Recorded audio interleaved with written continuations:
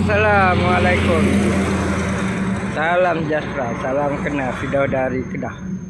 Hari ini Firdaus menjaga dekat Market Batu Lima, dekat tepi jalan.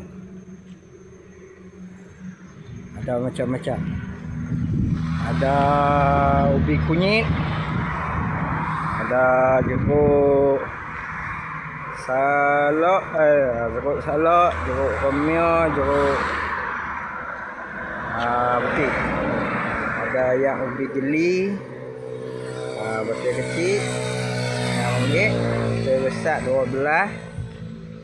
Ada cincin RM10, cincin stainless steel, batu akik RM10. Ada ubi geli potong 2 genggam RM5.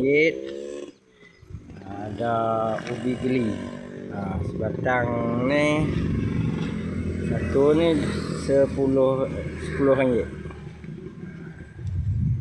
Kasih sudah nyagaan ni. Depan tu BSP. Itu market.